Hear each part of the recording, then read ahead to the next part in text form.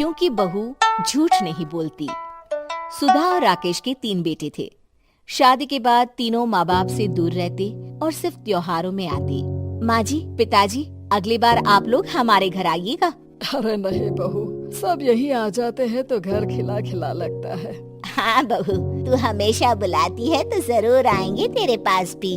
हाँ हाँ, दीदी का घर बड़ा जो है, सब कुछ आपने शादी के बाद दीदी को ही तो दे दिया था। हमें भी दिया होता तो हम भी बड़ा घर लेते। क्यों सुनील? अरे नहीं नहीं, पापा ने सबको एक बराबर ही दिया है। छोटी बहू, क्या चाहिए तुम्हें, बोलो। वो आपके सोने की चेन वाली घड़ी है ना, वो अगर आप मुझे, तभी वहाँ मजली बहू भी आ जाती है। और मुझे ना आपका मंगलसूत्र कितना लंबा, सुंदर और भारी भी है। अरे हाँ हाँ, तुम दोनों को ही दूंगी बहू, चिंता ना करो। चलो अब खाना लगाओ, खाना खाया जाए। सभी मिलकर खाना खाते हैं कि पड़ोसन आ जाती है। अरे सुधा बहन, थोड़ी चीनी तो देना, घर में शक्कर नहीं है और मेहमान सर पर बैठे हैं। अरे छोटी बहू, चाची को शक्कर तो दे दो। अरे मजली दीदी, आप दे दीजिए ना, मैं यहाँ कम आती हूँ तो मुझे पता ही नहीं है कि सासू माँ सारी चीजें कहाँ रखती है। और तुम, मैं कौन सा यहाँ रोज शक्कर फाँकने के लिए आती हूँ, मुझे भी नहीं है पता। तभी बड़ी बहू हाथ में चीनी की कटोरी लेकर आती है। चाची, शक्कर आप लोगों का बड़ा सहारा है माँ जी और पिताजी को, वरना हम लोग तो यहाँ रहते ही नहीं। आप जैसे पड़ोसी हैं तो हम निश्चिंत है। और जीती रहे बहू, अब तो ये घर पड़ोस कम परिवार ज्यादा लगता है। सुधा अपनी बड़ी बहू को देखकर बहुत खुश रहा करती थी। वो उससे अक्सर घंटों बात भी किया करती, लेकिन दोनों दूसरी बहुओं का भी वो समझती थी कि शायद छोटी है, वक्त आने पर संभल जाएंगी। समय आ जाता है जब सभी को वापस जाना होता है। माँ जी, हम लोगों की फ्लाइट पहले है, हमें इजाजत दे। वो सास के गले लगकर चली जाती है। थोड़ी देर बाद छोटी बहू कहती है, माँ जी, मैं ना ये सोफे के कवर और चादरें ले जा रही हूँ, यहाँ तो ऐसी ही पड़ी रहेंगी। हाँ हाँ बहू, ले जा, और कुछ चाहिए तो बोल। और तो चाहिए बहुत कुछ, पर चलिए कोई बात नहीं, अगली बार ले जाऊंगी मैं। ऐसे ही मंजली बहू भी घर का बहुत सारा सामान ले जाती है। सभी के जाने के बाद सुधा राकेश से कहती है, घर कितना सूना लग रहा है ना। हाँ, और खाली भी। तुम्हारी दोनों बहुएं सब बटोर गई।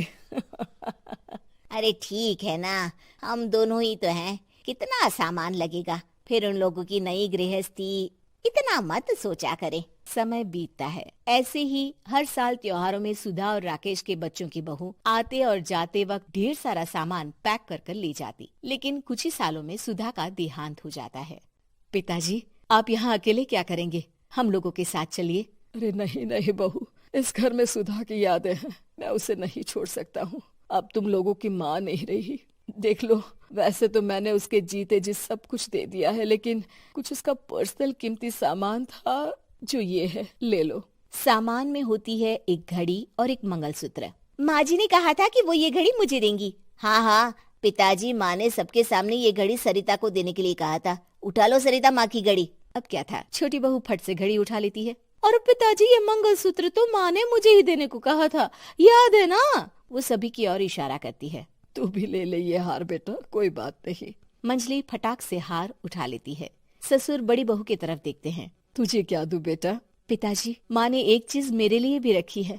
सभी के कान खड़े हो जाते हैं कि आखिर सास ने क्या रखा होगा बड़ी के लिए। अरे माँ जी तो दीदी से प्यार भी ज्यादा ही करती थी, हमेशा उनसे बात किया करती। जरूर कोई बड़ी और अपनी प्रिय चीज दी होगी दीदी को। और देख लेते हैं ना, वरना तो हम भी बराबर का बंटवारा करेंगे। हाँ हाँ, कर लेना बंटवारा। लेकिन बड़ी बहू, बताओ तो, सुधा ने क्या रखा है तुम्हारे लिए?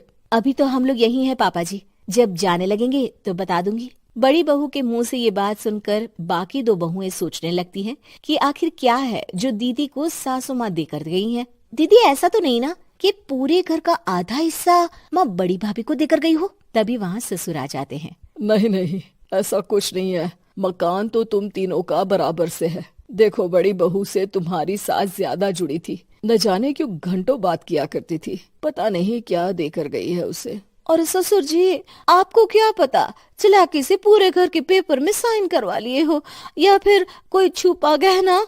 आखिर मकान पूरा तो आपने सासू माँ के नाम ही कर रखा था ना।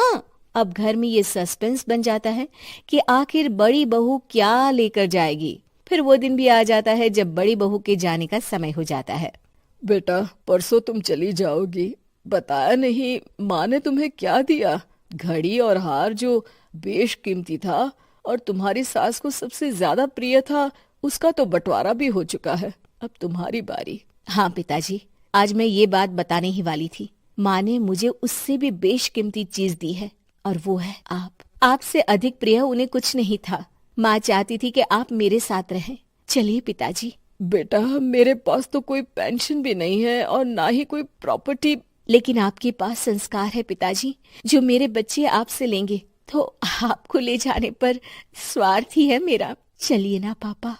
सभी के सामने पिताजी बड़ी बहू और बेटी के साथ उनके घर चले जाते हैं।